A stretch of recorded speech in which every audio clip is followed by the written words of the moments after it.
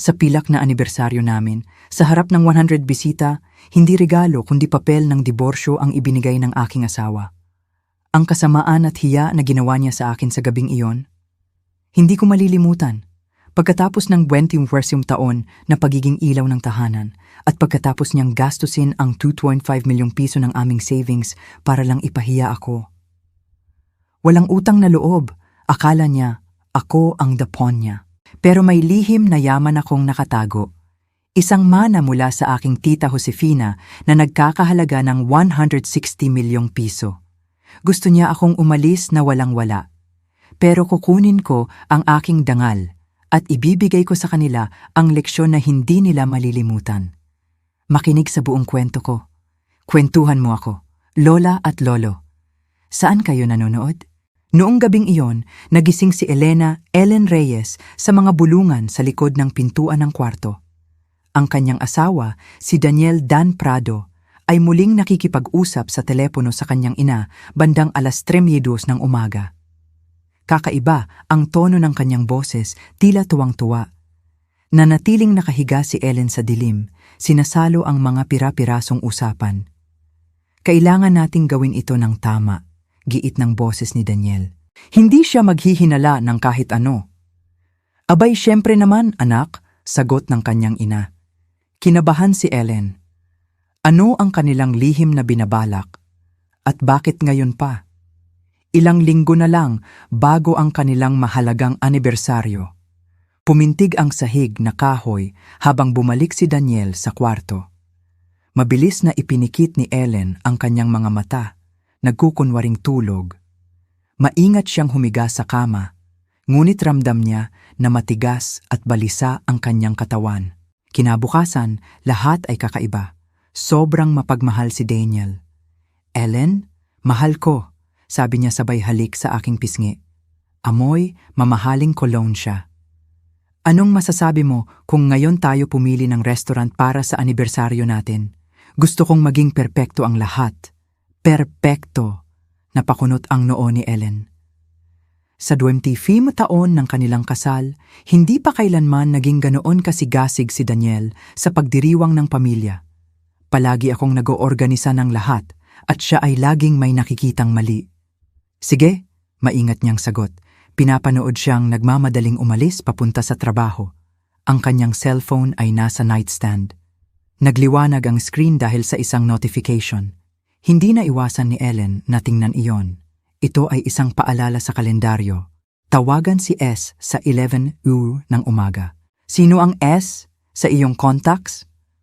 Kaswal niyang tanong habang dinidiligan ang window plants. Biglang napalingon si Daniel. Sa isang iglap, nakita ni Ellen ang pag-aalala sa kanyang mga mata, ngunit mabilis siyang kumalma. Si Santos. Kasamahan sa Seattle, kumukonsulta lang tungkol sa isyu sa trabaho. Isang kasinungalingan. Kilalang-kilala ni Ellen ang kanyang asawa. Kapag nagsisinungaling siya, palaging kumikibot ang kaliwang mata niya, tulad ng ginagawa nito ngayon. Ganun pala, sagot niya nang nakangiti. Ngunit sa kaibuturan, sumikip ang kanyang dibdib. Nang umalis si Daniel, tumayo si Ellen sa bintana, nakatingin sa kulay abong kalangitan ng Georgetown noong Oktubre. 25 taon, isang kapat ng siglo. Nagkakilala sila noong kolehiyo. Siya ay isang brilliant na estudyante ng accounting. Siya ay isang umuusbong na manager. Nagpakasal sila dahil sa pag-ibig, nangangarap ng mga anak at isang malaking pamilya. Ngunit hindi sila nagkaroon ng anak. Walang nakitang mali ang mga doktor, ngunit hindi nangyari ang milagro. Labis itong ikinabahala ni Daniel, lalo na nang magsimulang magbigay ng mga passive-aggressive na komento ang kanyang ina, si Celeste, tungkol sa mga apo. Sa paglipas ng panahon, tinanggap nila ang kawalan ng anak at nag-focus sa mga positibong bagay. Mas maraming oras para sa sarili, para sa paglalakbay, at para sa pag-angat sa karera. Ngunit may isang mahalagang bagay na nagbago sa pagitan nila. Isang katok sa pinto ang nagpabalik sa kanya sa kasalukuyan. Nakatayo doon si Celeste Prado, ang kanyang biyenan, na may nakasanayang ngiti na tila nagyeyelo. Ellen, mahal, sabi niya, pumasok sa kondo nang hindi naghihintay ng paanyaya. Kumusta ka? Naghahanda ka na ba para sa party? Palaging exaggerated ang pagiging magalang ni Celeste kay Ellen, ngunit malaki ang distansya. Sa 22 taon ng kasal, ni minsan ay hindi niya tinawag si Ellen na kanyang anak. Unti-untiin lang, sagot ni Ellen, inakay siya sa sala. Gusto ni Daniel na magdiwang sa isang restaurant. Napakaganda, masiglang tugon ni Celeste. Isang disenteng lugar na may mga bisita. Ang paggawa ng lahat sa bahay ay hindi nagpapakita kung gaano kahalaga ang petsa. Nagsimula siyang lumingalinga sa sala na tila sinusuri ito. Alam ni Ellen ang tingin na iyon. Palagi nitong ipinaparamdam sa kanya nang walang salita na ang suburban mansion ni Celeste ay mas malaki at mas maganda ang dekorasyon. Siya nga pala Ellen, mahal, sabi ni Celeste, umupo sa isang armchair. Nag-iisip ako tungkol sa hinaharap. Hindi na rin gaanong bata si Daniel. 53 na siya at, well, wala tayong mga apo. Hindi mo ba naisip na magandang ideya na gumawa ng will para sa mga apo, sakali lang? Nakaramdam si Ellen ng lamig. Anong mga apo? Celeste. Wala tayong mga anak. Aba, para sa aking mga pamangkin, sabi niya nang walang pakialam, ikinaway ang kamay. Mayroon akong 2 pamangkin, mabubuting bata, nag-aaral, nagtatrabaho. Kung hindi tayo kikilos, kukunin ng gobyerno ang lahat. Dahan-dahang inilapag ni Ellen ang kanyang tasa ng tsaa sa mesa. At nasaan mo pala inilalagay ang mga papeles ng kondo? Biglang tanong ni Celeste na tila kaswal na lang. Iniisip ko lang ang kinabukasan ng mga bata, ang mga pamangkin, ang mga kabataan. Iyon na, naintindihan ni Ellen ang pahiwatig. Nasa safe, tuyo niyang sagot. Pero bakit mo tinatanong? Ay, sakali lang, hindi mo alam kung anong mangyayari. Mabuti nang alam kung nasaan ang mga bagay. Nang tuluyan nang umalis si Celeste, tahimik na umupo si Ellen, pinagdurugtong ang mga pangyayari. Ang tawag sa hating gabi, ang kakaibang pagiging mapagmahal ni Daniel, at ngayon ang mga matatalim na tanong ni Celeste tungkol sa titulo ng bahay. Unti-unti, nabubuo ang puzzle at hindi niya gusto ang larawan. Pumunta siya upang tingnan ang computer ni Daniel. Hindi pa niya kailanman binago ang password. Palagi siyang gumagamit ng simpleng key, ang petsa ng kanilang pagkikita, ngunit hindi ito gumana ngayon. Kumabog ang kanyang puso.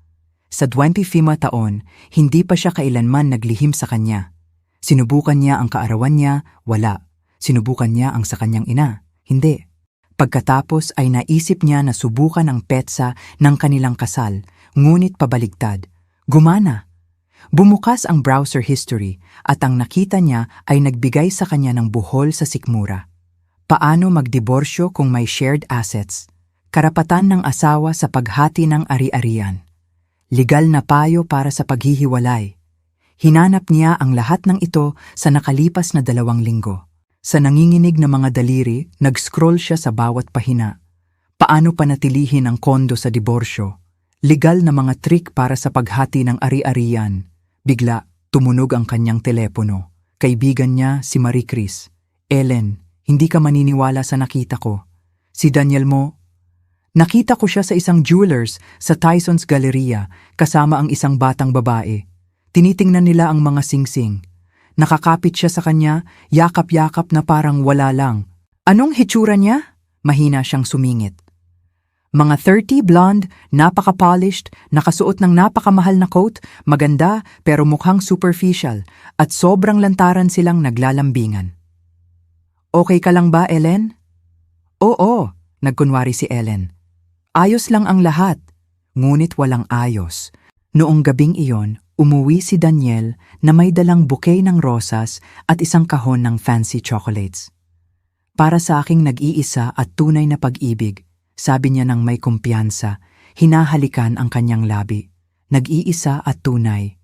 Kay irony, naisip ni Ellen. Tiningnan niya siya ng diretso sa mata. Kailangan nating seryosong mag-usap tungkol sa ating kinabukasan. Kinabahan si Daniel. Subtle lang, pero nakita niya. Tungkol saan? Tanong niya, binuksan ang TV, nagkukunwaring absorbed sa programa. Ayos lang ang lahat, hindi ba? Ang anibersaryo ay sa 1 linggo na. Lahat ng kaibigan natin ay nandoon. Huwag nating sirain ang mood sa seryosong mga usapin. Mag-uusap tayo pagkatapos ng party, okay? Pagkatapos ng party. Nangangahulugan iyon na may malaking plano para sa party mismo. Tumango si Ellen, nagkukunwaring pumayag, ngunit nakaramdam siya ng icy coldness sa loob. Pagkatapos ng 20 taon, kilala niya ang kanyang asawa. May inihahanda siyang kalmado at malamig na kinasasangkutan ng kanyang ina at tiyak na ng isang abogado. Ang hindi alam ni Daniel ay may ace si Ellen, isang bagay na makasisira sa lahat ng plano niya. At sa ngayon, hindi niya sasabihin ng kahit ano. Kinabukasan, nagising si Ellen na may buhol sa kanyang sikmura, na para bang isang kakilakilabot na trahedya ang nangyari noong nakaraang araw at natututo pa lang siyang mamuhay dito. Maagang umalis si Daniel nang hindi nag-aalmusal. "May meeting ako," sabi niya. "Meeting?" Mapait na naisip ni Ellen. Alam niyang eksakto kung sino ang meeting niya. Bandang 11:11 ng umaga, tumunog ang telepono sa bahay. Nakalimutan ni Daniel ang kanyang cellphone, naiwan itong nakadapa sa kusina.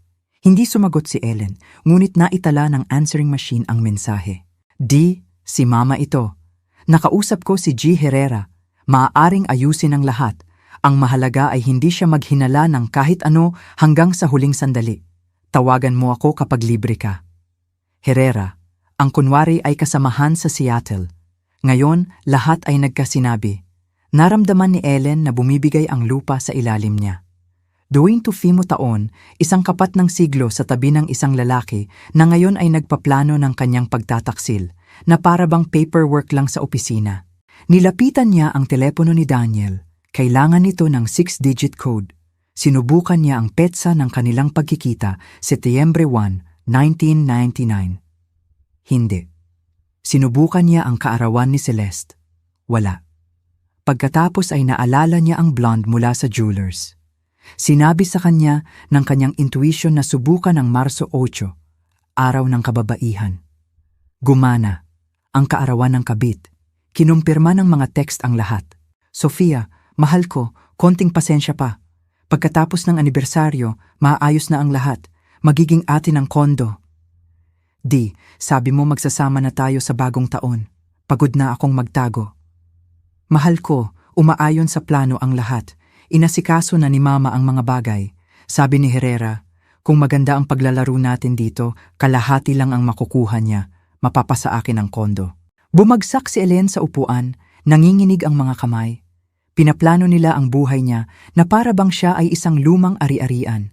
Si Daniel, ang kanyang ina, ang abogado Herrera, ang kerida na si Sofia, lahat ay nagkakagulo sa isang bitag kung saan siya ang biktima.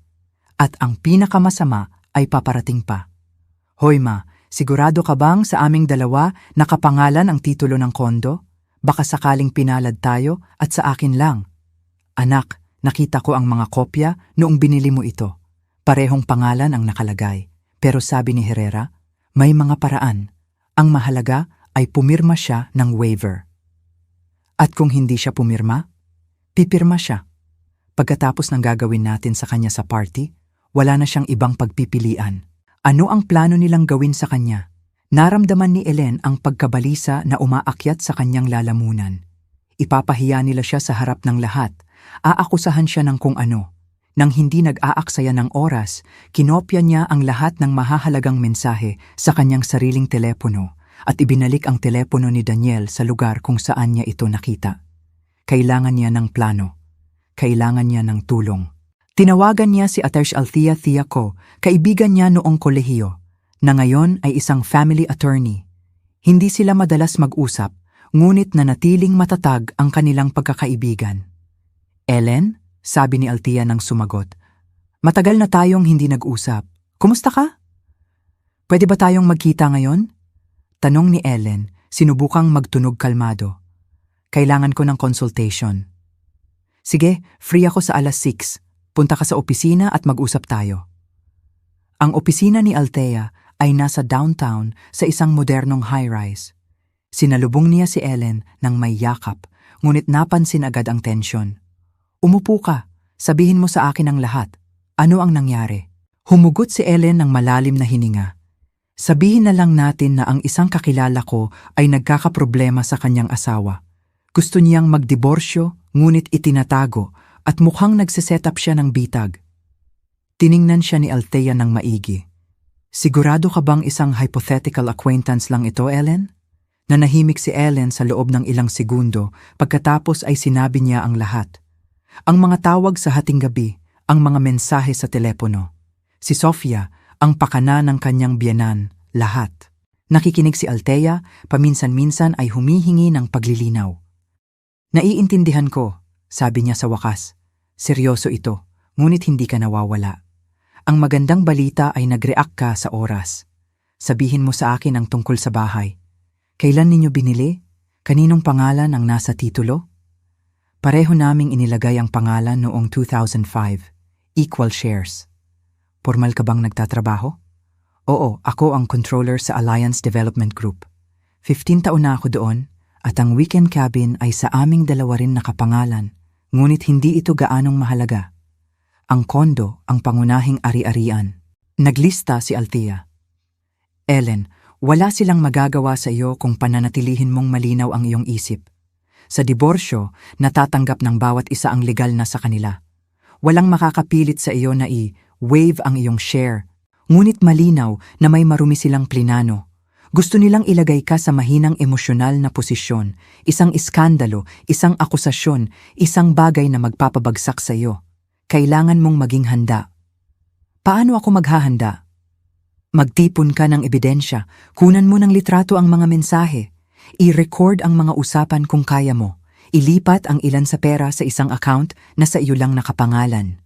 Higit sa lahat, huwag mong ipaalam sa kanila na alam mo ang ginagawa nila. Tumango si Ellen. Sa unang pagkakataon sa loob ng ilang araw, nakaramdam siya ng kaluwagan. May plano siya, may suporta siya. Salamat, Althea. Magkano ang utang ko sa'yo? Ngumiti si Althea. Wala, kaibigan. Hindi naniningil ang mga magkaibigan. I-update mo lang ako. At tandaan, anuman ang mangyari, hindi ka nag-iisa o walang laban. Umuwi si Ellen na determinado. Ngunit ang nakita niya pagdating ay nagkumpirma na nagsimula na ang digmaan. Si Daniel ay nasa entrance, nagsusuri sa sarili sa salamin. Mukha kang pagod ngayon, ah? Bigla niyang sabi nang hindi tumitingin ng diretso sa kanya. Patawad, pero oo Ellen, medyo pinabayaan mo ang sarili mo kamakailan. Tingnan mo, ang pagiging 50 ay hindi katapusan ng mundo. Pero kailangan mong alagaan ang sarili mo. Mag-gym ka, magpa-dermatologist, ayos ka ng kung ano. Nakita ko ang anak ni Marie Chris kanina. 30 pa lang, pero mukhang 25, napaka-polished. At ikaw? Well, naiintindihan mo. Ikinukumpara niya siya sa mas batang mga babae, nagsiset ng stage para bigyang katwiran ang kanyang pagtataksil. May meeting ako bukas, bigla niyang inihayag. Sabado, pero buong araw ang aabutin. Isa pang date kay Sofia. Ayos lang, kalmadong sagot ni Ellen. At linggo, sasama ako kay mama. Ikakabit ko ang bago niyang smart TV. Spending time with the trader's family. Noong gabing iyon, habang naliligo si Daniel, sinuri ni Ellen ang kanilang joint bank account online. Sa nakalipas na isang buwan, 1.5 milyong piso, halos 30,000 dolyar, ang na-withdraw sa ilang transaksyon. Mga regalo para kay Sofia, bayad sa abogado, at kung ano pa. Lahat gamit ang pinagsamahan nilang pera. Napatawa ng nerbiyoso at matigas si Ellen. Ginagamit nila ang sarili niyang pera para planuhin ang kanyang pagbagsak, ngunit may ace siya. Isang bagay na hindi nila alam. Isang linggo bago, may dumating na sulat mula sa isang notaryo. Ang kanyang tiyahin na si Tita Josefina, nakatatandang kapatid ng kanyang ama, ay namatay sa Germany. Wala siyang anak o asawa. Iniwan niya ang kanyang buong ari-arian kay Ellen, ang kaisa-isa niyang pamangkin. Kasama rito ang isang kondo sa Munich na nagkakahalaga ng katumbas na pay 45 milyong piso, 800,000 dolyar, isang bank account na may katumbas na 32 milyong piso, 570,000 dolyar, at isa pang luxury investment condo sa Miami Beach, Florida. Kabuuang halaga, 160 milyong piso, mahigit 3 milyong dolyar. Hindi sinabi ni Ellen kaninuman. Gusto niya sanang sorpresahin si Daniel sa kanilang anibersaryo, Ngunit ngayon, ang pera at ari-arian na iyon ang kanyang kaligtasan. Binuksan niya ang kanyang laptop at nagsimulang magsaliksik kung paano irehistro ang mana, ilipat ang pondo sa kanyang personal na account, at legal na protektahan ang sarili mula sa mga taong tumitingin sa kanya bilang isang tanga. Akala ni Daniel hawak niya ang lahat ng baraha, ngunit nagsisimula pa lang ang laro. Noong Lunes, nagising si Ellen na may malinaw na plano. Una, bumisita siya sa isang notaryo, ngunit hindi ang humahawak sa kaso ng kanyang tiyahin.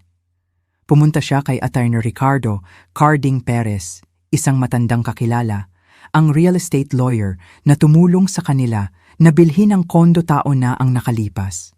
Ellen Reyes, ilang taon na At kumusta si Daniel Prado? Masayang bati ni G. Perez, isang matandang Ginoo. G. Perez, kailangan ko ng tulong mo, sabi niya.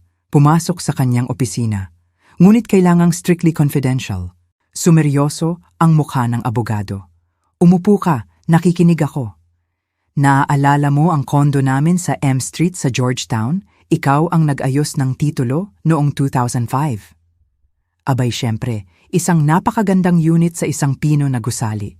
Naaalala mo ba kung sino ang unang bumili nito? Ibig kong sabihin, saan nagmula ang pera? Kumunot ang noo ni G. Perez, binuksan ang isang lumang file at naghanap sandali.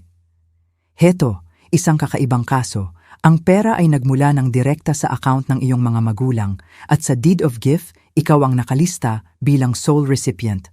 Si Daniel ay idinagdag 2 buwan pagkatapos bilang iyong asawa. Nakaramdam si Ellen ng init sa kanyang dibdib. Kaya, formal itong premarital asset? Formal, oo. Regalo ito sa iyo ng iyong mga magulang bago pa lumabas ang pangalan ni Daniel sa mga dokumento.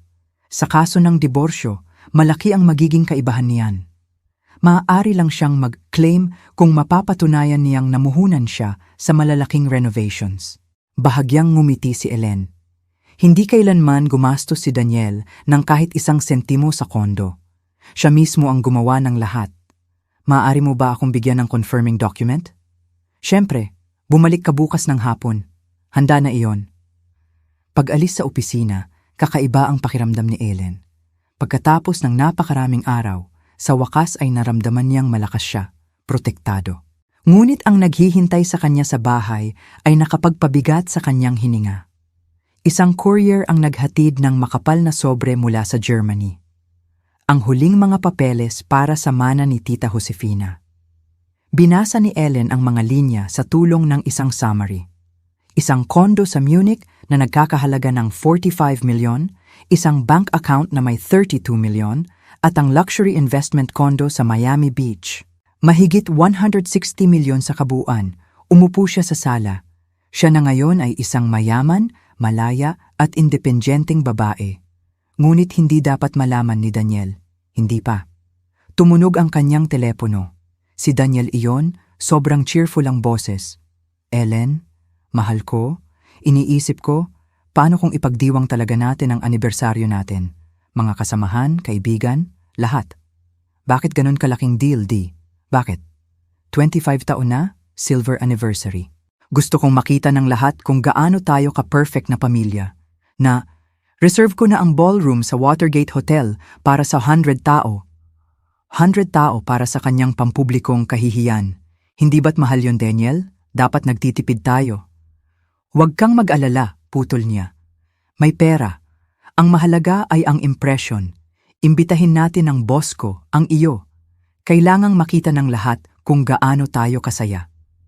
Isang mapang-uyam na kasinungalingan. Sige, kalmadong sabi ni Ellen. Kung ano ang gusto mo. Perpekto. May meeting ako sa ilang partners. Mag-uusap tayo mamaya. Partners. Alam ni Ellen ang ibig sabihin niyan. Noong hapon, dumating si Celeste Prado na may dalang regalo. Ellen, mahal, sabi niya sa isang matamis na boses, inabot sa kanya ang isang sobre. Ito ay galing sa akin para sa iyo. Ito ay isang consultation sa isang mahusay na family lawyer. Sakali lang, hindi mo alam. Binuksan ni Ellen ang sobre. Isang business card, Hayes and Associates, Divorce and Property Law, na may note, free consultation anytime. Ang kapal ng mukha. Binibigyan nila siya ng consultation sa mismong abogado na nagpaplano ng kanyang pagtataksil.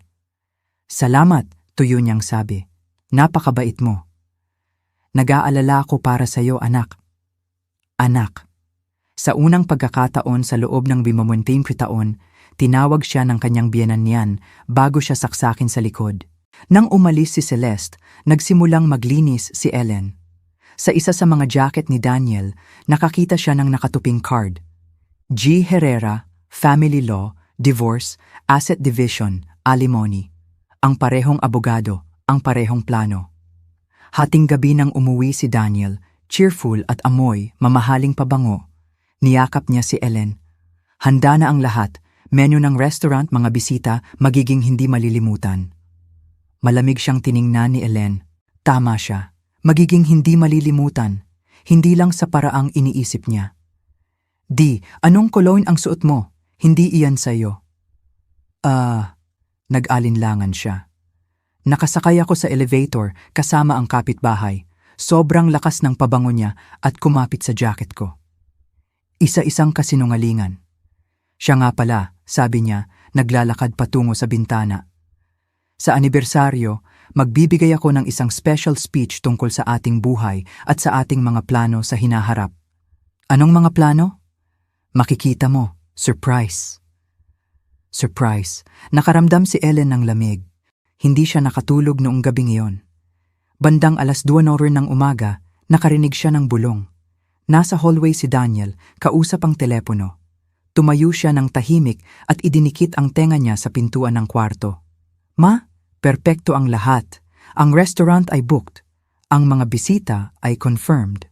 Pagkatapos ng toast, mangyayari na ang lahat. Sigurado ka bang hindi siya naghihinala ng kahit ano? Paano siya maghihinala? Naive siya na parang bata. Palagi siyang nagtitiwala sa akin at ganoon pa rin siya. At kung ayaw niyang pumirma ng mga papeles, pipirma siya. Pagkatapos ng sasabihin ko sa harap ng lahat, wala siyang ibang pagpipilian. Makikita ng lahat kung ano talaga siya. Alam mo na. Di, hindi mo ba naisip na mas mabuting gawin ito ng pribado sa bahay ng walang scene? Hindi, ma. Kailangang nasa harap ng lahat. Sa ganong paraan, hindi siya makakagawa ng scene o hihingi ng paliwanag. Diretso siyang uuwi at naghihintay si Herrera doon na may mga papeles. Mabilis, malinis at walang drama. At alam na ba ni Sofia?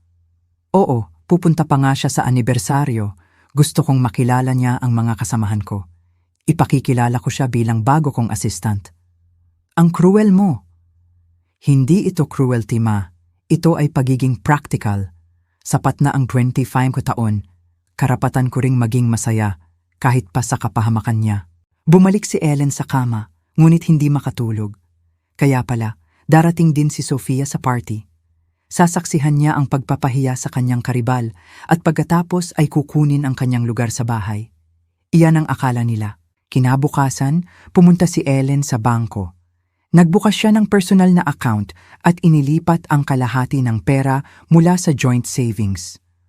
Kung gusto pang gumastos ni Daniel sa kanyang kerida, gagawin niya iyon gamit ang kanyang kalahati. Pagkatapos, ay pumunta siya sa abogado para sa dokumentong nagkukumpirma na ang kondo ay sa kanya bago ang kasal. Sunod, pumunta siya sa trabaho. G. Bravo, sabi niya sa kanyang boss, pumasok sa opisina nito.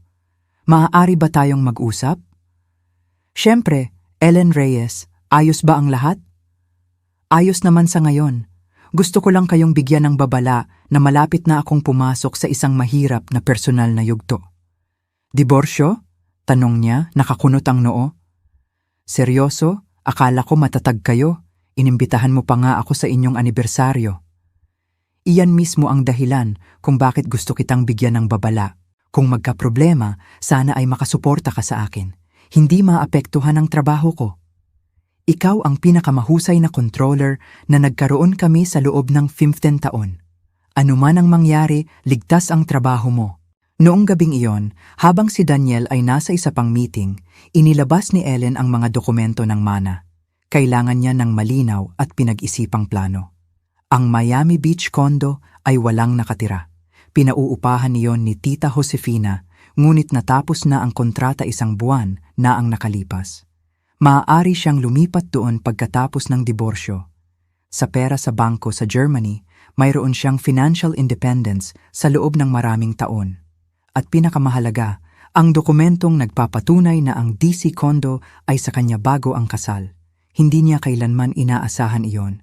Bukas na ang anibersaryo, akala niya ibibigay niya ang huling blow, ngunit siya ang malapit ng ma-blindsided. Inilagay ni Ellen ang lahat ng papeles sa safe at ngumiti. Huwebes ng umaga, pumunta siya sa German consulate. Kailangan niyang i-formalize ang mana upang ma-access ang mga account ni Tita Josefina. Sinuri ng konsul, isang matandang Ginoo na may maayos na trimmed beard, ang mga dokumento ng maingat. Ayos ang lahat, King Reyes. Isang napaka-prudent na babae ang iyong tiyahin. Ma-unlock ang mga bank accounts sa loob ng 1 linggo. At tungkol sa Miami Beach condo, agad na inilipat ang pagmamay-ari sa pangalan mo. Narito ang mga papeles, maaari mo itong gamitin ayon sa iyong gusto. Maingat na inilagay ni Ellen ang mga dokumento sa kanyang bag. Siya na ngayon ay nagmamay-ari ng 3 ari-arian, mahigit 55 milyon na cash at pinakamahalaga sa lahat, kumpletong kalayaan. Sa parehong araw, nagbukas siya ng isa pang account sa euros upang maghanda para sa international transfer. Ang bank advisor, isang young woman, tiningnan ang mga numero sa mga papeles nang nanlalaki ang mga mata. Wow! Napakahusay ng ginawa mo sa mana, hindi ba? Oo, ngumiti si Ellen. Isang kahangahangang babae ang tiyahin ko. Pag-alis sa bangko, nakaramdam siya ng ginhawa. Sa unang pagkakataon sa loob ng maraming taon, naramdaman niyang tunay siyang malaya at independyente. Wala na siyang pakialam sa plano ni Daniel. Hindi na iyon ang problema niya. Ngunit ang sorpresa na naghihintay sa kanya sa labas ng Watergate Hotel ay isang matinding blow. Pumunta siya upang tingnan ang mga arrangement para sa anniversary party at sa mismong entrance, isang young blonde woman na nakasuot ng mamahaling coat ang nakikipag-usap sa telepono. "Di, mahal ko, nakakabaliw," matamis na sabi ni Sofia. "Ang laki ng ballroom, divine ang decor. Nangako kang titira tayo sa isang malaking kondo sa lalong madaling panahon at nai-imagine ko na ang pag-ho-host ng mga party doon." Si Sofia iyon, ang kabit ng kanyang asawa. Ilang feet lang ang layo niya, masiglang nag-uusap tungkol sa buhay na magkakaroon sila kasama ni Daniel. Nanatiling nakatayo si Ellen, pinapanood siya. Walang duda na maganda siya, mga 30, maganda ang figura, maayos ang buhok, perpekto ang mga kuko, ngunit ang kanyang mga mata ay walang laman, malamig at nagkalkula. "Siyempre, naiintindihan ko na magiging mahirap bukas," patuloy ni Sofia. "Pero sabi mo pagkatapos ng speech mo, maiintindihan niya ang lahat at nandoon ako bilang bago mong assistant. Romantic, hindi ba? Pampublikong pagpapahiya sa asawa mo ay romantic." Naglakad, papalapit si Ellen. "Patawad, alam mo ba kung nasaan ang manager?" Lumingon si Sofia, tiningnan si Ellen mula ulo hanggang paa nang may paghamak. "Walang ideya," malamig niyang sagot. "Hindi ako nagtatrabaho dito." Bumalik siya sa kanyang telepono. "Di, may isang babae rito na nagtatanong sa akin." "Okay, kita tayo mamaya. Mahal kita." "May isang babae?" Ngumiti si Ellen sa sarili. Bukas, ang lady na ito ang magbibigay ng malaking sorpresa. Ang restaurant manager, isang mabait at matabang babae, ay sinalubong si Ellen ng may ngiti. "Nandito ka para sa anibersaryo bukas. Bayad na ang lahat ni G. Prado. Ballroom para sa 100 tao, banquet, live music." "At magkano ang lahat ng iyon?" 7.5 milyong piso, 45,000 dolyar. Hiniling ng asawa mo ang pinakamahusay sa pinakamahusay. 2.5 milyon para ipahiya siya sa publiko. Tumango si Ellen. "Nakikita ko. Maaari ko bang makita ang ballroom?" "Oo, marangya ang silid. Matataas na kisame, crystal chandeliers, malinis na puting mga tablecloth, napakalaking salamin sa dingding. Magkakaroon ang lahat ng bisita ng perpektong tanawin ng palabas." "Nasaan ang mikropono para sa mga toast?" tanong ni Ellen. "Dito mismo sa gitna," sabi ng manager. Nagpumilit si G. Prado na marinig siya ng lahat. Siyempre, para walang makaligtaan sa kahihiyan. Sa bahay, naghihintay si Daniel, nerbyoso, naglalakad ng may papel sa kanyang kamay. "Ah, Ellen," sabi niya, mabilis na itinago ang papel. "Saan ka galing?" "Sa restaurant, check ang lahat. Anong tingin mo?" "Impressive. 2.5 milyon para sa isang gabi." "Seryoso, Di, hindi mo ba naisip na masyadong marami iyon? May iba tayong plano, hindi ba?" "Huwag kang mag-alala," pagmamaliit niya, "may pera. Ang mahalaga ay magbigay ng magandang impression sa mga bisita o sa kirida." Noong gabing iyon, dumating si Celeste Prado na sobrang excited. "Di, anak, handa ka na ba? Rehearse mo na ba ang speech mo?" "Siyempre, ma. Magiging perpekto ang lahat. Huwag kang mag-alala." Tinapik niya ang balikat ni Daniel. "Magiging success ang speech mo. Makikita ng lahat na tama ang desisyon mo." Ang tamang desisyon. Pinanood sila ni Ellen mula sa kusina, ang galit ay bumubuo sa loob. "Ma, paano kung mag-scene siya?" tanong ni Daniel. "Hindi siya mag-scene," kumpiyansang sagot ni Celeste. Sa dami ng tao, mananatili siyang kalmado. Siya ay isang edukadong babae. Aayusin nila ang mga bagay sa bahay. At si Herrera, handa na ba siya? "Oo, tapos na ang mga papeles. Kailangan lang niyang pumirma. Pagkatapos ng speech mo, wala siyang pagpipilian."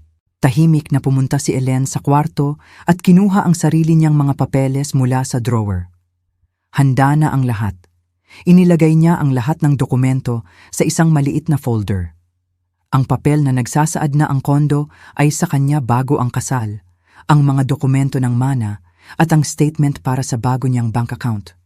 Bukas, babaguhin ang mga dokumentong iyon ang lahat. Kalaunan noong gabing iyon, nang umalis na si Celeste, ikinulong ni Daniel ang sarili sa kanyang study. Narinig ni Ellen na nagre-rehearse siya ng kanyang speech, bumubulong ng mga salita sa sarili. Lumapit siya sa pinto at nakinig ng maigi. "Mahal na mga kaibigan, ngayon ay isang espesyal na araw. 25 taon na ang nakalipas, gumawa ako ng isang desisyon na tila tama. Ngunit ang buhay ay nagbabago, ang mga tao ay nagbabago, at kung minsan kailangan mong magkaroon ng lakas ng loob na aminin ang iyong mga pagkakamali. Ang 25 taon ng kasal ay ang kanyang pagkakamali. Nagpapasalamat ako kay Ellen para sa mga taong ito, ngunit hinihiling ng katapatan na sabihin ko ang katotohanan. Iba't ibang tao tayo na may iba't ibang values, na may iba't ibang plano para sa hinaharap, at gumawa ako ng isang desisyon. Ang natitira ay pabulong, ngunit malinaw ang kahulugan." Bumalik si Ellen sa kwarto. Wala siyang ganang matulog. Sa umaga, nagising si Daniel na nasa magandang mood. "Ellen," sabi niya, inaayos ang knot ng kanyang tie sa harap ng salamin. "Ngayon ay isang magandang araw." "Oo, ang anibersaryo natin." "Hindi lang iyon," sabi niya, ngumingiti ng kakaiba. "Bukas, magbabago ang buhay mo at pati na rin ang akin. Ganap." "Ganap? Makikita mo, magugulat ka." "Magugulat? Di, maaari ba akong magtanong sa'yo?" "Siyempre, ano yon? Minahal mo ba talaga ako? Nang totoo?" Napatigil siya, tay sa kamay. Napakakakaibang tanong. "Bakit mo iyan tinatanong sa ganito kahalagang araw?" "Nagtanong lang." "Siyempre minahal kita," sabi niya nang hindi tumitingin sa kanya. "At mahal pa rin kita sa sarili kong paraan." Sa sarili niyang paraan, tulad ng isang nag-aalaga ng isang lumang piraso ng muebles na naglingkod sa kanyang layunin. "Naiintindihan ko," mahinang sabi ni Ellen. Sa buong araw, balisa si Daniel, tinatawagan ang restaurant, chinecheck ang guest list, nagbibigay ng mga utos. Pagsapit ng gabi, kitang-kita ang pagkabalisa niya. "Handa ka na ba, Ellen?" Tumayo siya sa harap ng salamin na nakasuot ng isang bago at eleganteng dark blue dress na binili lalo na para sa araw na ito. "Handa na? Kung gayon, umalis na tayo. Oras na para malaman ang katotohanan." Ang katotohanan. Kinuha ni Ellen ang kanyang purse kung saan nakalagay ang mga dokumento. Oo, oras na para malaman ng lahat ang katotohanan. Hindi sila nag-usap sa biyahe. Balisa si Daniel, pinatutunog ang kanyang mga daliri sa steering wheel. Pinanood ni Ellen ang mga ilaw ng lungsod sa bintana. 25 taon na ang nakalipas, sumakay din sila ng tahimik patungo sa courthouse. Ngunit ang katahimikan na iyon ay isa sa excitement at pag-ibig. Ngayon, ito ay ang katahimikan bago ang isang labanan. Ellen, sabi ni Daniel nang dumating sila sa hotel, anuman ang mangyari ngayon, gusto kong malaman mo na wish ko sa iyo ang pinakamahusay. Ang pinakamahusay? Kay cruel na panguuyam. Salamat di. Sagot niya ng may payapa ng ngiti. At wish ko na tanggapin mo kung ano mismo ang nararapat sa iyo. Ang ballroom sa Watergate Hotel ay kumikinang. 100 bisita ang nakaupo sa mga bilog na mesa na may puting rosas at gold candles. Sa head table, nakaupo ang mga host. Ngumiti si Ellen at tinanggap ang mga pagbati, ngunit sa loob siya ay tense. Parating na ang blow anumang minuto. Ellen, ang ganda mo ngayon, sabi ni Marina, isang coworker. 25 taon na magkasama. Ang romantic. Oo, sabi ni Ellen, lumingalinga. Napakawalang inaasahan, lahat ng ito. Sa isang sulok ng silid, nakatayo si Sofia, ang kirida ni Daniel. Ipinakilala siya bilang bago niyang marketing assistant. Bata, maganda, nakasuot ng napakamahal na dress. Kalmado siyang nakikipag-usap sa ilang kasamahan na parang walang mali. Daniel Prado, congratulations sa anibersaryo mo, sabi ni G. Michael Bravo, ang CEO ng kumpanya ni Daniel.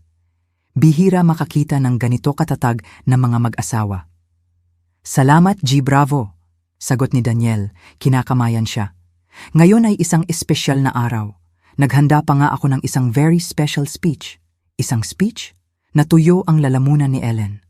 Si Celeste Prado ay nagpunta mula mesa-mesa na tumatanggap ng mga papuri para sa kanyang mabuting anak at sa ideal wife na mayroon siya. Kumikinang ang kanyang mga mata sa kasiyahan.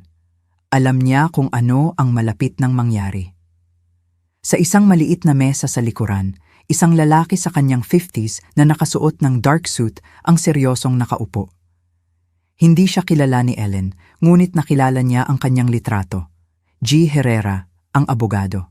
Nandoon siya sakaling kailangan ng signature. Mahal na mga bisita, umalingaw-ngaw ang boses ng Master of Ceremony sa mikropono. Maaari ko bang hingin ang inyong atensyon? Gusto ni Daniel na magbigay ng ilang salita bilang parangal sa kanyang asawa. Natahimik. Lahat ay lumingon patungo sa pangunahing mesa.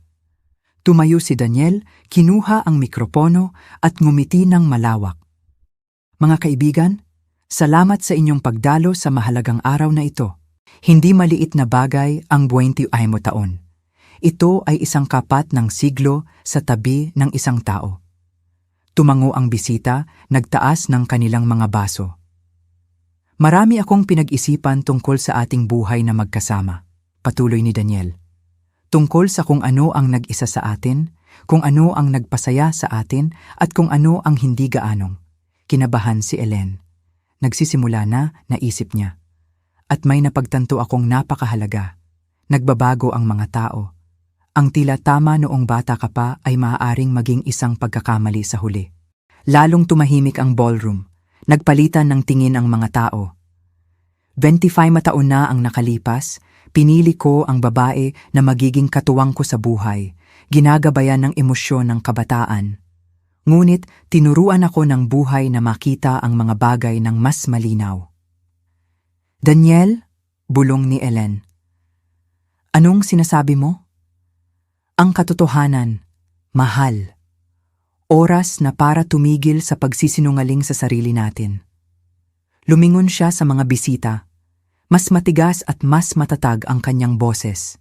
Mahal na mga kaibigan, gusto kong maging tapat sa inyo at sa sarili ko. Sa loob ng 25 taon, tiniis ko ang isang buhay kasama ang isang babae na hindi tama para sa akin. Isang gray, nakakainip na babae na hindi marunong maging partner ng isang matagumpay na lalaki. Sumiklab ang pagkagulat na bulungan sa ballroom. Daniel, baliw ka ba? Sigaw ng isang tao. Sa halip, kalmado niyang sabi. Sa wakas, malinaw akong nag-iisip. Kailangang maintindihan ito ni Ellen, tapos na ang kasal namin. Nagpa-file ako para sa diborsyo. Natulala ang silid, ang ilan ay humingal, ang iba ay hinawakan ang kanilang dibdib. Ang kanyang ina, si Celeste, ay ngumiti ng mapagtagumpay. Bukod pa rito, patuloy ni Daniel, nakakaramdam ng lakas. Gusto ko ng makatarungang paghati ng mga ari-arian. Kailangang umalis si Ellen sa kondo. Oras na para sa isang bagong buhay, bagong mga relasyon. Tiningnan niya ng matalim si Sofia, ang blonde, na nakatayo sa likuran, bahagyang itinatago ang isang mapagtagumpay na ngisi. Loko-lokohan ba ito? Tanong ng isang babae, naguguluhan. Nasa matinong pag-iisip ka ba, Daniel? Tanong ng kanyang boss. Higit pa sa dati, malamig niyang sagot. May karapatan akong maging masaya at gagamitin ko iyon. Tatanggapin ni Ellen ang ididikta ng batas at maghihiwalay tayo ng maayos. At ang batang babae na iyon, ang bago mong conquest? Sigaw ng isa sa mga kaibigan ni Ellen, itinuro si Sofia. Si Sofia ay isang kahangahangang babae. Naiintindihan niya ang kailangan ko, hayagang sabi ni Daniel. Hindi tulad ng ibang tao. Sapat na iyon. Dahan-dahang tumayo si Ellen at dahan-dahang kinuha ang mikropono mula sa kanyang natulalang asawa. Salamat, Daniel, sabi niya sa isang tahimik, halos matamis na boses. Napakalaki mong honest. Tumahimik ang silid. Lahat ay umaasa ng luha, drama, para tumakbo siya palabas. Alam mo, mahal na mga kaibigan, patuloy ni Ellen. Tama si Daniel sa isang bagay. Sapat na ang kasinungalingan at gusto ko ring sabihin ang katotohanan. Kumunot ang noo ni Daniel. Wala ito sa kanyang script.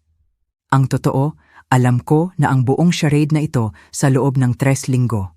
Alam ko tungkol kay Sofia, tungkol sa abogado na si Herrera na nasa sulok doon at tungkol sa mga plano ninyo na ipa-waive sa akin ang karapatan ko sa kondo. Namutla si G. Herrera at sinubukang umalis nang hindi napapansin, ngunit hinarangan ng mga inis na bisita ang kanyang daan. Ellen, anong pinagsasabi mo? Sinubukan ni Daniel na putulin. Na nabuwag ang plano mo? Mahal. Nakita mo, sabi niya, kinuha ang isang folder mula sa kanyang purse. Gumawa ka ng isang maliit na pagkakamali. Ang kondo natin ay hindi shared asset. Ito ay regalo mula sa aking mga magulang sa pangalan ko bago ang kasal. Hawak ko ang dokumento mula sa real estate lawyer. Umurong si Daniel. Hindi maaari. At higit pa rito, patuloy ni Ellen, 3 linggo na ang nakalipas. Nakatanggap ako ng mana mula sa aking tiyahin na si Josefina sa Germany, isang kondo sa Munich, isa pang luxury condo sa Miami Beach at mahigit 55 million na cash. Ang katahimikan sa silid ay ganap. Kaya anong paghati ng ari-arian ang pinag-uusapan mo? Makukuha mo ang kalahati ng kabin at kalahati ng sasakyan mo. Lahat ng iba ay sa akin. Si Sofia sa dingding ay namutla na parang papel. At ngayon, ang nakakatuwang bahagi, sabi ni Ellen nang nakangiti. Alam ba ninyo kung magkano ang ginastos ng inyong matagumpay na lalaki sa maliit na play na ito para ipahiya sa publiko ang kanyang asawa? 2.5 milyong piso mula sa joint savings namin. Nagsimulang magbulungan ang mga bisita sa galit. Ngunit hindi ako masama, Daniel, patuloy ni Ellen. Malaya ka. Kunin mo ang iyong kahangahangang babae tulad ng tawag mo sa kanya at tumira kung saan mo gusto, huwag lang sa kondo ko. Teka, bulong ni Daniel. Maaari tayong mag-usap tungkol dito. Wala nang dapat pag-usapan. Nagpa-file ako para sa diborsyo bukas. Maaari nang umalis si Herrera. Hindi ko na siya kailangan. Pagkatapos ay lumingon siya sa mga bisita. Mahal na mga kaibigan, humihingi ako ng paumanhin sa pagsira sa inyong gabi. Ngunit kung minsan ang katotohanan ay mas mahalaga kaysa sa appearances. Salamat sa pagdalo. Ngayon, alam na ninyo kung sino ang sino. Inilagay ni Ellen ang mikropono sa mesa at naglakad patungo sa labasan. Sa likod niya, sumiklab ang isang iskandalo. Daniel, isa kang ganap na scoundrel, sigaw ng isang babae. Paano mo nagawa iyon sa asawa mo? 25 taon at ganito ang gagawin mo. Sinubukan ni Sofia na umalis ng discreetly, ngunit hinarangan ng isang galit na grupo ng bisita ang kanyang daan. At ikaw naman, homewrecker? Akala mo madali lang ang magnakaw ng asawa ng ibang babae? Wala ka bang kahihiyan? Nagpunta si Celeste Prado mula mesa-mesa na sinubukang magpaliwanag, ngunit walang nakinig. Samantala, lumabas si Ellen sa restaurant at nilanghap ang malamig na hangin ng gabi. Kalayaan. Tumigil siya sa pinto at lumingon sa kaguluhan sa loob. Sa malalaking bintana, nakita niya ang bahay na baraha na itinayo ni Daniel sa loob ng mga buwan na bumabagsak. Nasa gitna siya ng ballroom, maputla, naguguluhan, tulad ng isang aktor na nakalimutan ng kanyang mga linya. Nakahiga sa sahig ang mikropono, sumisigaw ang mga bisita sa paligid niya. Nilapitan siya ni G. Michael Bravo, ang CEO. Daniel Prado, lubos akong nadidismaya sa'yo pagkatapos ng show na ito.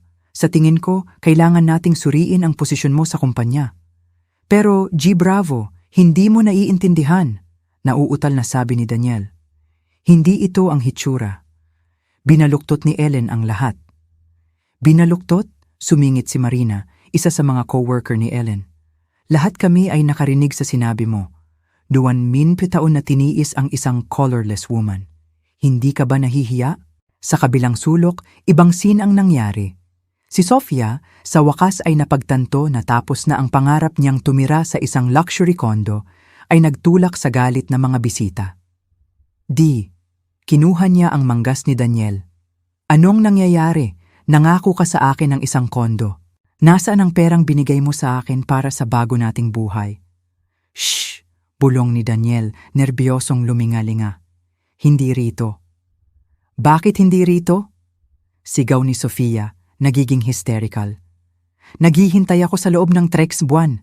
Sabi mo titira tayo na parang mga hari pagkatapos ng diborsyo at ngayon ano? Lumingon ang mga bisita, curious, ang ilan ay nagre-record na sa kanilang cellphones. Tigilan mo na! Pakiusap ni Daniel, mag-uusap tayo mamaya. Ngunit nagbigay si Sofia ng isang mapait, halos hysterical na tawa. Mag-uusap tungkol saan? Wala kang kondo o pera, niloko mo ako. Lumingon siya sa mga bisita. Gusto niyo bang malaman ang katotohanan? Nangako sa akin ng kayamanan ang matagumpay na lalaki na ito sa loob ng 3 buwan. Binili niya ako ng mga jewelry gamit ang pera ng kanyang asawa. Nangako siya sa akin ng isang malaking kondo sa downtown. Sofia, manahimik ka! Sigaw ni Daniel sa desperasyon, ngunit huli na. At kumuha rin siya ng mga utang gamit ang pinagsamahan nilang ari-arian bilang collateral. Galit niyang sabi. Akala niya hindi malalaman ng asawa niya. Kumuha siya ng 1.1 milyon sa Chase Bank at isa pang $825,000 sa Wells Fargo. Ginastos niya ang lahat sa akin. Tumahimik ang silid. Maging si Ellen ay hindi alam iyon. Si Celeste Prado na sinubukang maging inconspicuous ay nagmadaling lumapit kay Daniel. Di anak, anong pinagsasabi ng babaeng ito? Anong mga utang? Anong mana ni Ellen? Ma? Hindi ito ang oras, bulong ni Daniel. Hindi ang oras. Ipinangutang ko ang mansion ko para bigyan ka ng pera para sa abogado. At ngayon ano? Paano ako magbabayad? Isa pang blow. Maging ang kanyang ina ay may utang ngayon dahil sa kanyang scheme. Teka. Sumingit ang isa sa mga bisita. Naiintindihan ko ba ng tama? Kayo 3 ay nagplano na lokohin si Ellen. Hindi, 3, 4, galit na sumingit ni Sofia. Ang abogado, si Herrera din, papipirmahin niya si Ellen ng waiver sa kondo. Lahat ay lumingon sa sulok kung saan nakaupo si Herrera, ngunit walang laman ang kanyang upuan. Tumakas na ang abogado. Ahas, sigaw ni Celeste Prado, sumugod kay Sofia. Lahat ito ay kasalanan mo, pinabaliw mo ang anak ko. Kasalanan ko? Gulat na tugon ni Sofia. Ang anak mo ang nang-akit sa akin. Sinabi niya sa akin na tanga ang asawa niya, na madali siyang manipulahin. Pinaghiwalay sila ng mga lalaki bago pa mag-away. Anong kahihiyan? Malakas na sabi ng isang babae. G. Bravo, hindi ba nagtatrabaho sa iyo si Ellen? Oo, at siya ang pinakamahusay na controller na nagkaroon ako sa loob ng 15 taon, matatag na sabi ng CEO. Pagkatapos ng circus na ito, ang tanging gagawin ko ay erase ang sweldo niya at ang lalaking ito, tiningnan niya si Daniel ng may paghamak. Dapat maghanap ng ibang trabaho. Sa reputasyon na ito, hindi siya makakarating ng malayo. Pabalik-balik si Daniel sa pagitan ng kanyang ina, ang kanyang kirida, at ang galit ng mga bisita na sinubukang ayusin ang isang bagay. Mga tao, hindi ninyo naiintindihan, sigaw niya. May karapatan akong maging masaya. Masyado na ang 25 taon. Nilapitan siya ng isang matandang babae, si Tita Clarita, tiyahin ni Ellen. At naisip mo ba kung ano ang naramdaman niya na mamuhay ng 25 taon kasama ang isang egoist na tulad mo? Tama si Tita Clarita. Sinusuportahan siya ng ibang miyembro ng pamilya ni Ellen.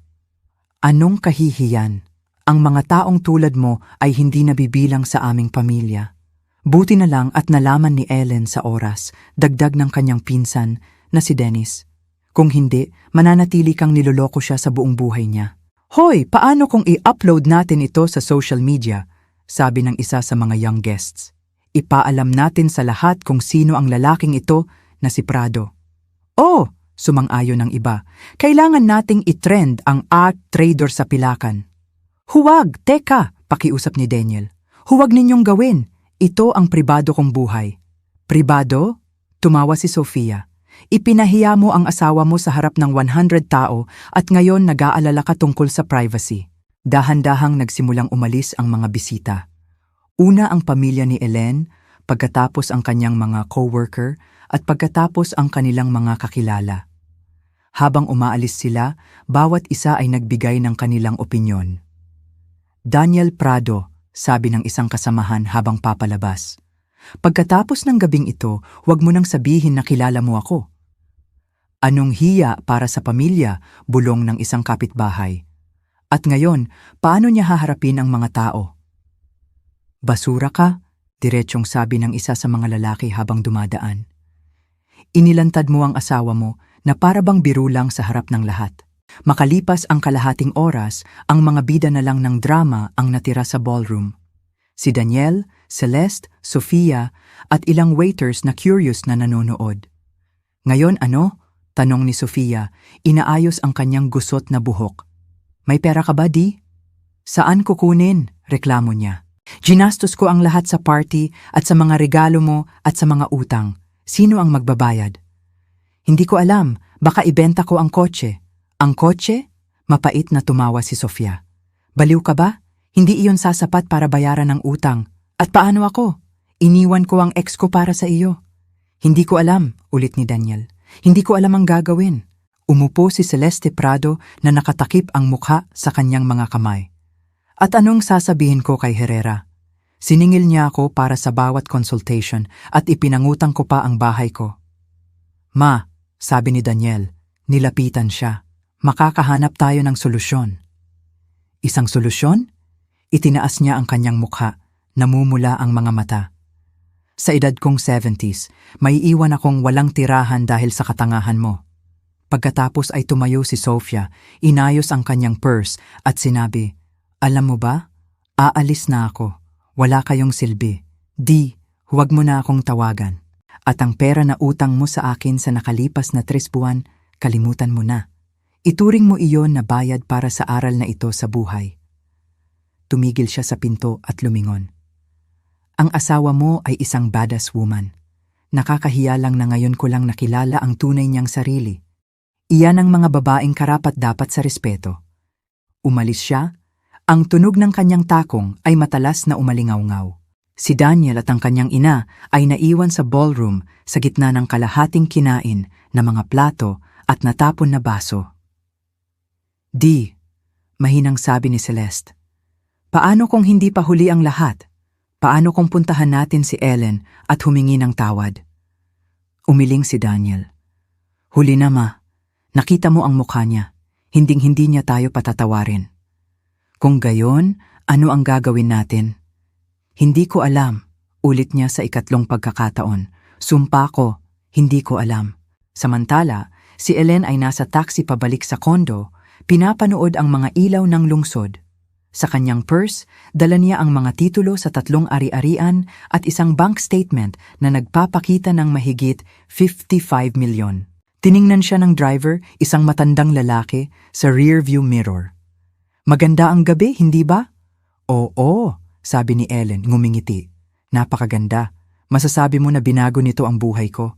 Mabuti iyan, may ilang araw na nagbabago lang ang lahat. Eksakto iyan, sagot niya, nagbago ang lahat. At sa katunayan, ang kanyang buhay ay nagbago magpakailanman. 3 buwan pagkatapos, si Ellen ay nasa korte. Pinapanood ang buhay ng lalaki na pinakasalan niya sa loob ng 25 taon na bumabagsak. Si Daniel ay mukhang 10 taong mas matanda. Ubanin ang buhok, worn ang mukha, isang murang suwit sa halip na ang kanyang nakasanayang mamahalin. Ang hukom, isang matandang babae na may salamin, ay maingat na sinuri ang mga dokumento. Napakabuti, sabi niya sa wakas. Ang korte ay nagpapasya ng sumusunod. Ang kondo sa M Street sa Georgetown ay ang hiwalay na premarital property ni Jings Ellen Reyes at hindi sakop ng paghati. Nagpanik si Daniel. Ang kanyang abogado, hindi na si Herrera, ngunit isang young public defender, ay itinaas lang ang kanyang mga kamay. Ang cabin property ay itinuturing na marital property at hinati sa kalahati. Ganoon din ang kotse na Lexus ES300. Iyong honor, tumayo ang abogado ni Daniel. Ginamit ng client ko ang kotseng iyon para sa trabaho. Denied. Tuyong sagot ng hukom. Ang kotse ay binili gamit ang pinagsamang marital funds. Walang sinabi si Ellen. Ang kanyang kaibigan at abogado na si Althea ay ngumiti ng discreetly. Umaayon sa plano ang lahat. Bukod pa rito, patuloy ng hukom, napatunayan na tinago ni G. Daniel Prado ang malalaking utang mula sa kanyang asawa. Isang utang na 1.1 milyon sa Chase Bank, isang utang na 825,000 sa Wells Fargo, at isang quick loan na 440,000. Ang kabuuang utang ay 2.4 milyong piso. Ngunit iyon ay kanyang personal na mga utang, protesta ng young lawyer. Ayon sa Family Code Section 39, kalmadong sagot ng hukom, ang mga utang na natamo sa panahon ng kasal ay responsibilidad ng magkabilang parties. Gayunpaman, dahil hindi ginamit ang pera para sa kapakanan ng pamilya, ngunit para sa personal na mga bagay ng petitioner, siya lamang ang magiging responsable para sa kanilang pagbabayad. Lalong namutla si Daniel. 2.4 milyong piso na utang at lahat ay sa kanya. Ang korte na ito ay taimtim na nagpapasya, pagtatapos ng hukom, na i-dissolve ang kasal sa pagitan ni Daniel Prado at Ellen Reyes. Ang respondent ay nagpapanatili ng kondo at lahat ng bank accounts. Ang petitioner ay nagpapanatili ng kalahati ng halaga ng kabin at kalahati ng halaga ng kotse. Walang alimony na inatasan dahil walang menor de edad na mga anak. Ang gavel strike ay nagmarka ng pagtatapos ng 25 taong kasal. Pag-alis sa courthouse, nakaramdam si Ellen ng kakaibang kapayapaan na para bang isang malaking bigat ang sa wakas ay nabunot.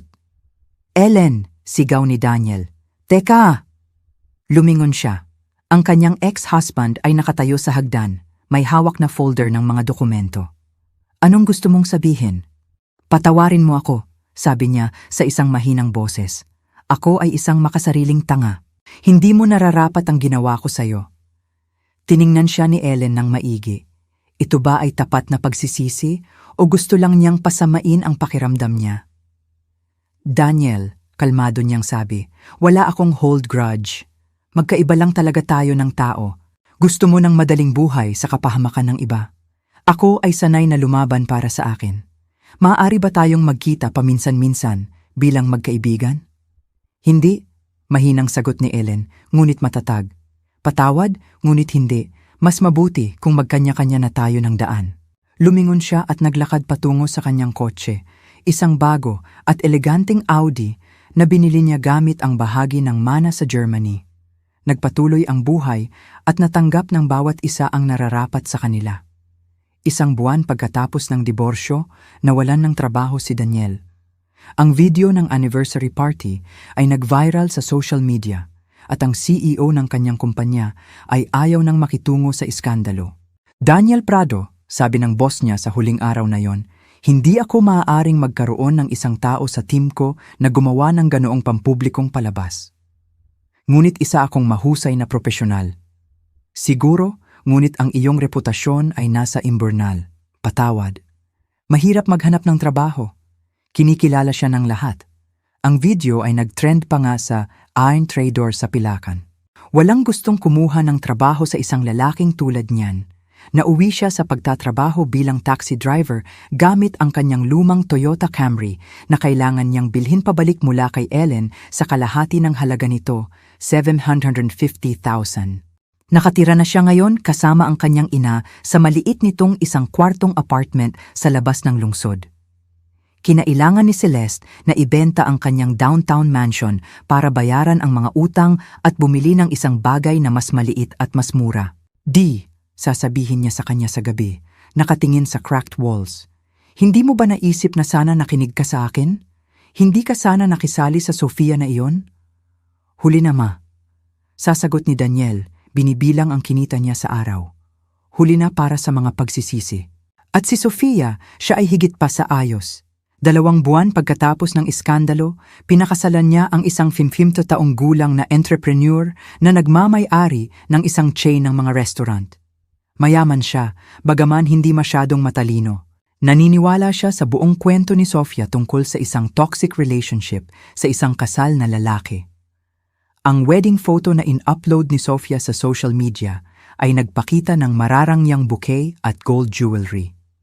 Ang caption ay nabasa, "Sa wakas natagpuan ang tunay na pag-ibig, kung happy dash new life." Nakita ni Daniel ang mga photo na iyon at nagbigay ng isang mapait na ngiti. Nakuha ni Sofia ang gusto niya, isang asawang may pera. Ngunit hindi siya iyon. Si Ellen ay namuhay ng ganap na magkaibang buhay. Lumipat siya sa investment condo ni Tita Josefina sa Miami Beach.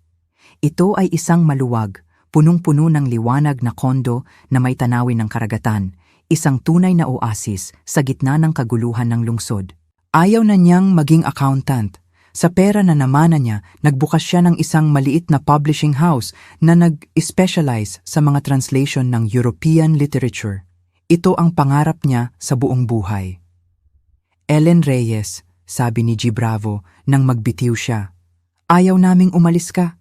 Sigurado ka bang hindi ka na magre-reconsider? Salamat, sagot niya nang nakangiti. Ngunit natagpuan ko ang tunay kong passion. Ibinibigay ko ang sarili ko sa mga libro. Well, wish ko sa iyo ang pinakamahusay na swerte. At alam mo ba? Pagkatapos ng lahat ng nangyari sa ex-husband mo, marami sa mga babaeng empleyado namin ang tumitingin sa iyo. Kailangang alam ng isang babae kung paano ipagtanggol ang sarili. Isang gabi, bumisita ang kanyang kaibigan na si Althea. Ang content mo tingnan, tanong niya, nakatingin sa maginhawang sala. Nakaramdam ka ba ng paghihiganti? Alam mo, nag-iisip na sagot ni Ellen. Hindi ako nakakaramdam ng paghihiganti. Nakakaramdam ako ng kaluwagan. Hindi iyon paghihiganti. Ipinagtanggol ko lang ang mga karapatan ko. Ang katotohanan ay laging nananalo kahit na tumatagal ito. Uminom sila ng tsaa sa balcony, pinapanood ang mga ilaw ng Miami na kumikinang. Nagsisisi ka ba sa 25 taon na yon? Hindi. Sabi ni Ellen, umiling. Ang 25 taon na iyon ay nagturo sa akin ng isang bagay na napakahalaga. Ang umasa lang sa sarili ko at pahalagahan ang katapatan higit sa lahat. Ang kanyang publishing house ay nagtatrabaho sa 5 tao, mahuhusay na batang translator. Naglalabas sila ng magagandang libro sa maliliit na editions para sa mga nagpapahalaga ng magandang literature. Ellen, sabi ng kanyang editor na si Anna, isang araw, ang kwento mo ay napaka-espesyal. Sinabi sa akin ng mama ko na nasa anibersaryo siya na yon. Nagtatrabaho siya sa ex-boss mo. Sabi niya, bihira ang mga babaeng tulad mo. Hindi ko itinuturing ang sarili ko na isang malakas na babae, tugon ni Ellen. Nagpasya lang akong huwag maging biktima. 1 taon na ang lumipas, nakatanggap siya ng sulat mula kay Daniel. Ellen, hindi ko alam kung babasahin mo ito. Gusto ko lang sabihin na naiintindihan ko. Ikaw ang pinakamagandang bagay na nangyari sa akin. Nawala ka sa akin dahil ako ay hangal at sakim. Hindi ako humihingi ng tawad. Alam kong hindi ko nararapat iyon. Gusto ko lang malaman mo na nararapat sa iyo ang pinakamahusay sa mundo. Maging masaya, Daniel. Binasa ni Ellen ang sulat at inilagay ito sa isang drawer. walang galit, walang kalungkutan, isang alaala lang ng nakaraang buhay. Noong gabing iyon, lumabas siya sa terrace na may tasa ng kape. Kumikinang ang Miami sa mga ilaw, may tugtog sa malayo, at ang hangin ay amoy ng mga bulaklak ng tag-araw. Siya ay malaya, financially independent, ginagawa ang gusto niya. At sa unang pagkakataon sa loob ng maraming taon, naramdaman niyang tunay siyang masaya. Sa ibang bahagi ng lungsod, nagmamaneho si Daniel sa kanyang lumang Toyota, nagdadala ng mga pasahero, nag-iisip kung paano mawawala ang lahat sa isang gabi. Oo, ang katotohanan ay laging nananaig sa kasinungalingan, kahit na kung minsan ay tumatagal ito. Umalis ako, bitbit ang titulo ng 3 ari-arian at 55 milyon. Kalayaan. Walang galit, walang pagsisisi. Sabi ko sa sarili ko, hindi ako biktima. Si Daniel at ang kanyang ina, naiwan silang mag-isa sa ballroom, nalulunod sa kahihiyan. Si Sofia, ang kerida, iniwan din sila. Gumuho ang mundo niya. Hindi na ako ang problema niya. Ang katotohanan ay laging nananalo, mga mahal. Laging nananalo. Nagustuhan mo ba ang kwentong ito? Kwentuhan mo ako. Sino ang dapat masisi? Suportahan niyo po ang channel na Kwento ng Milyonaryo at mag-subscribe. Kita tayo sa susunod na kwento.